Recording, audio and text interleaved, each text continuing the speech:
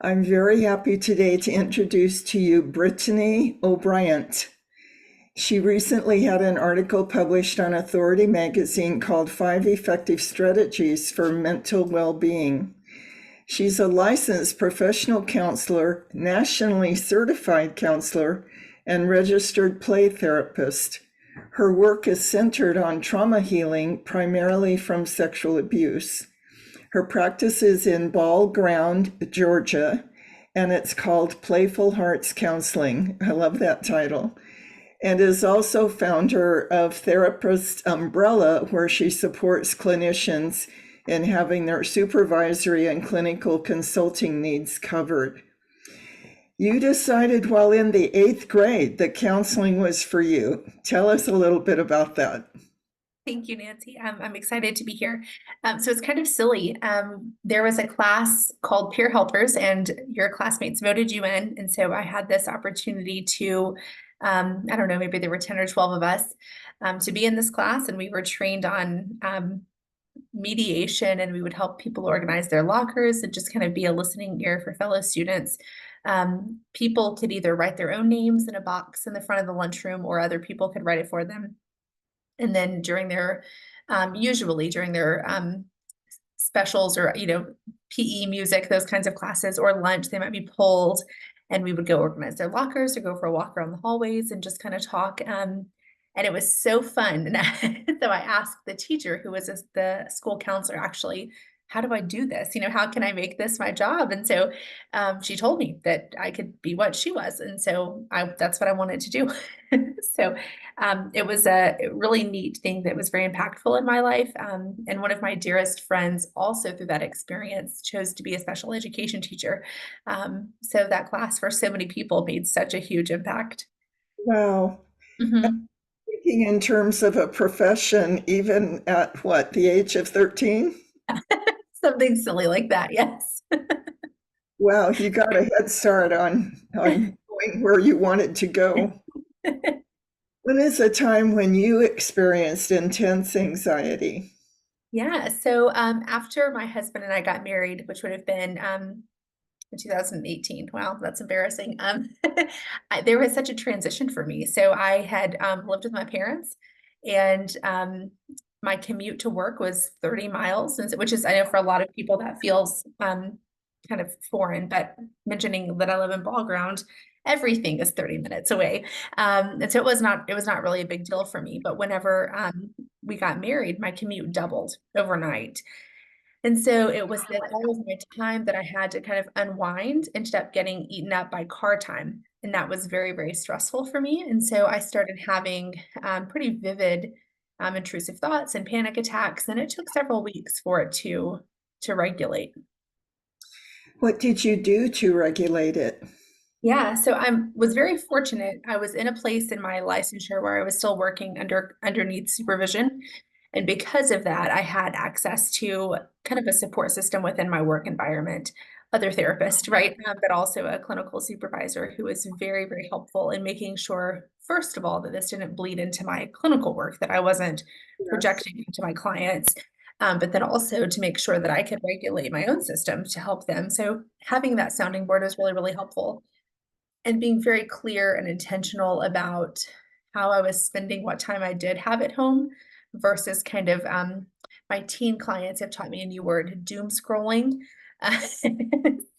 Making sure that I wasn't engaging in that behavior, right, and kind of wasting time that I could have been using intentionally to, spend time outside or go for a walk or take a bubble bath or, whatever my body needed. I think an hour commute twice a day is stressful for everybody. I think I live in Southern California and our traffic is so bad. I don't know how people manage commutes. Yes. Okay, you mentioned our support networks sometimes change over time. What are a few things that may happen to reduce a support network or cause you to have a someone who used to be supportive is no longer supportive? How do you manage that?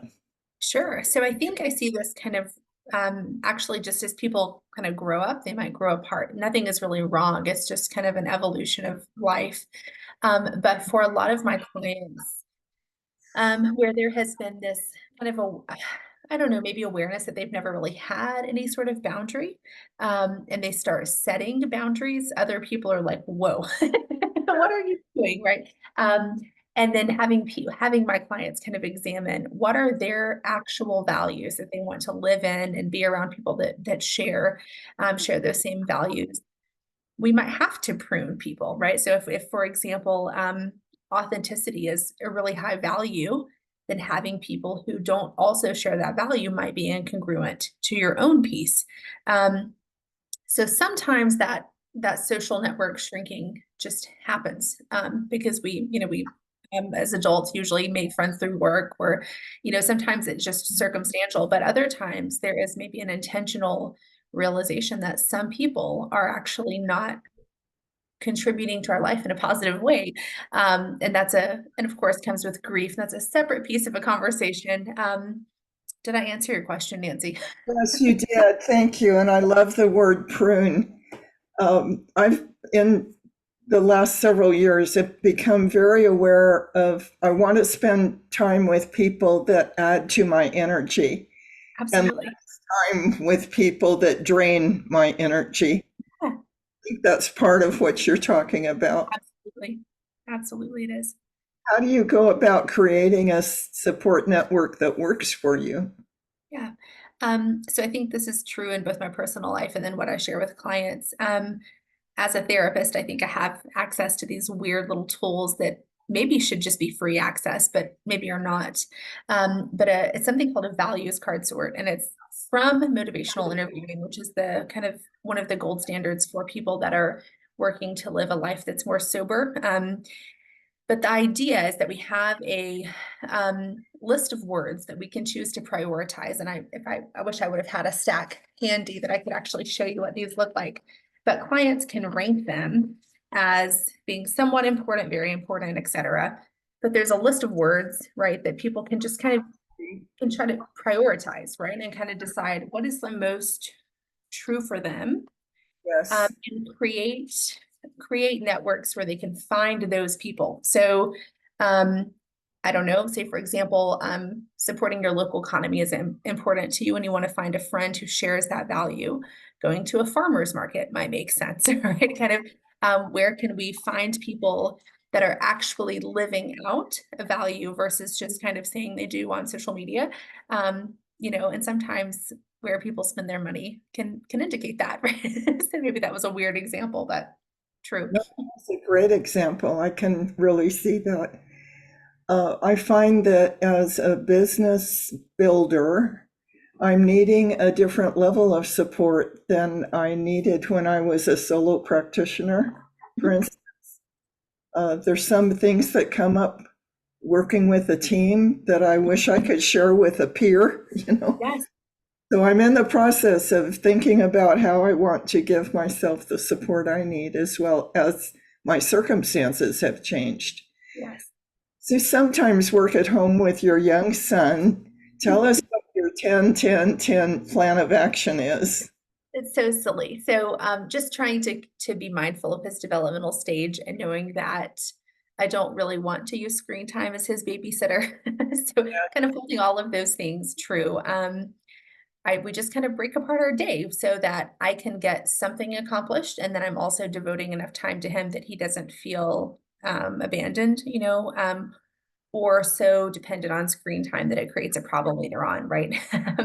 And so we just kind of break it up. So typically when he was younger, it was 10-10-10 always. But now that he's 4 and we have, some capacity for verbal reasoning, he can understand that some tasks take longer than 10 minutes, and it's true for him too, right? If we're creating a very intense monster truck marble maze, that's going to take longer than 10 minutes, and we can collaborate, but it's just a way that I can, Pomodoro technique, parenting and work. Yeah. So didn't quite get the explanation. It's 10 minutes in one activity, Sure. 10 Yeah. So minutes, yeah. be more Yeah. specific. Absolutely. So 10 minutes of of playing. So we try to start with playing so that he feels connected. So we start with 10 minutes of playing, and then we'll have a timer, 10 minutes of usually I need to do a work task or a housework task, just kind of depending. And then he needs 10 minutes of free time. And so those things kind of happen at the same time. And then sometimes we might weave in kind of he might also be allowed some kind of screen time too. And then the cycle repeats. We're back to kind of playing together. So 10, 10, 10 just sounded more fun than 10, 10, but it really is. We're actually almost alternating one Okay. thing versus the other thing. Yeah. When my kids were having toddlers and they were frustrated with a toddler demanding attention, I told them just sit down, hold them, play with them for 10 or 15 minutes. They'll be fine. Yeah. Then Yeah. they'll let you go. But Yes. if you just give them the time they need for a short period of time, then you can have the time you need. Totally.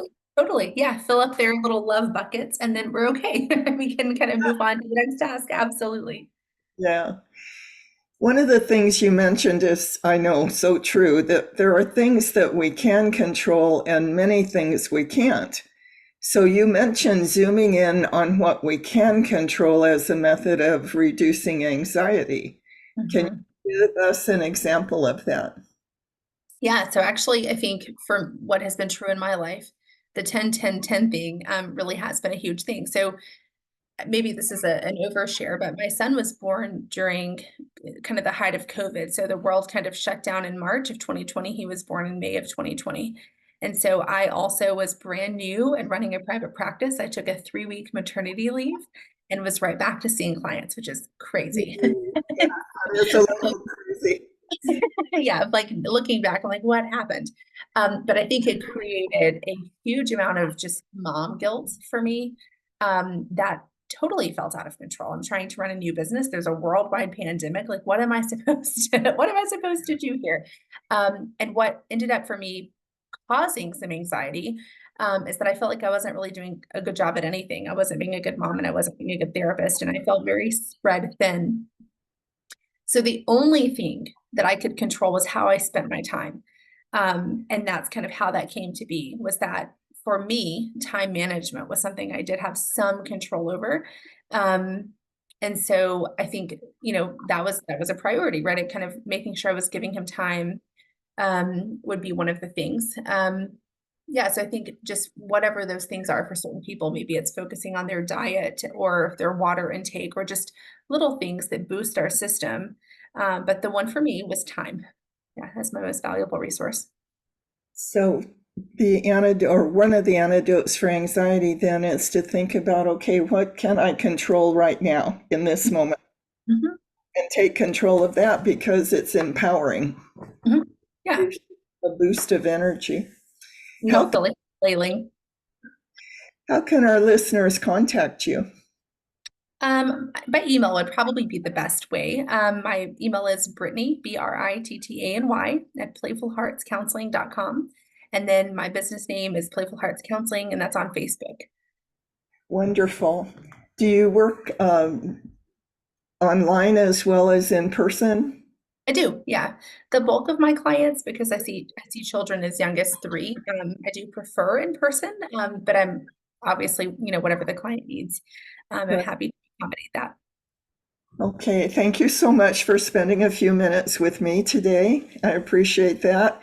And I certainly appreciate the good you are bringing to the world, not only to your child and your marriage, but to others as well. Oh, thank you, Nancy. I've so enjoyed getting to talk with you. Okay, bye bye. Bye.